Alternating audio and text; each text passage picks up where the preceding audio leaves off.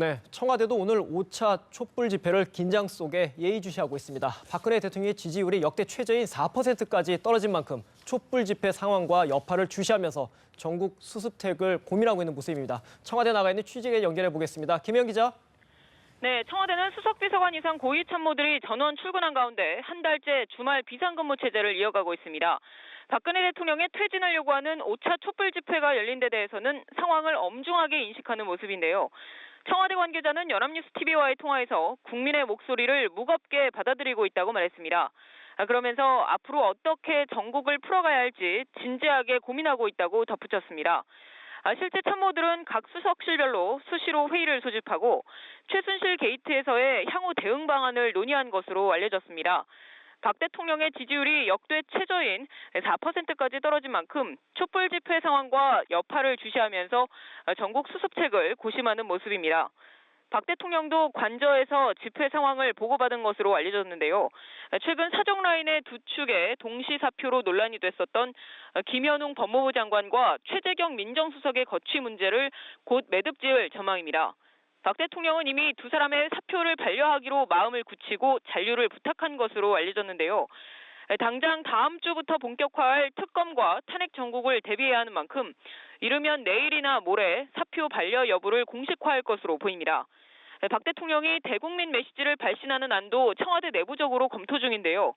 청와대 관계자는 집회 상황을 지켜보고 이번 주말에 시기와 형식, 메시지 내용 등을 구체화할 것이라고 말했습니다. 현재로서는 검찰 수사가 끝나고 탄핵안 표결을 앞두는 만큼 다음 달 초에 대국민 메시지를 발신할 가능성이 높아 보입니다. 한편 청와대 인근에서는 처음으로 청와대를 에워싸는 듯한 형태의 집회와 행진이 시작됐는데요. 일부 시위대와 경찰의 충돌 가능성도 일각에선 우려하고 있습니다.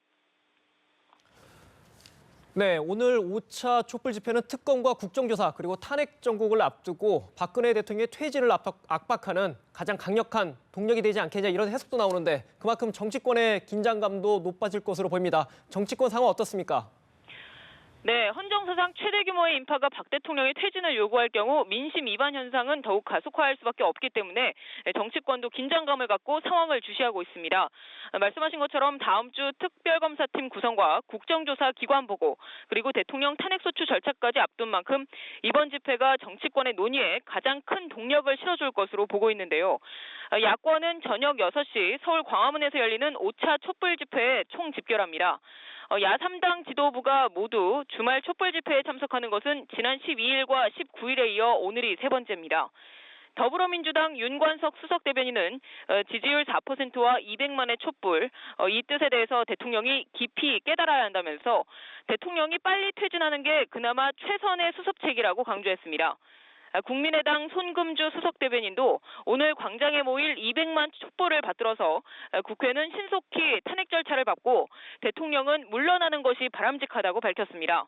민주당 문재인 전 대표와 국민의당 안철수 전 대표, 박원순 서울시장과 안희정 충남지사 등 야권의 대선 주자들도 각자의 일정을 소화한 후에 광화문 촛불 대열에 합류합니다. 새누리당은 공식 일정 없이 촛불 민심을 예의주시하고 있는데요. 일부 전현직 의원과 원외 당협위원장들은 이번에도 집회 현장을 방문할 것으로 보입니다. 새누리당 염동열 수석 대변인은 촛불 집회에 대해서 민심을 무겁게 받아들인다고 밝혔는데요. 아울러 이제 정치권은 대립구도와 당리 당략을 떠나서 오로지 국민만 바라보고 현 국면을 풀어갈 정치적 시계를 국민에게 명확하게 제시해야 한다고 강조했습니다.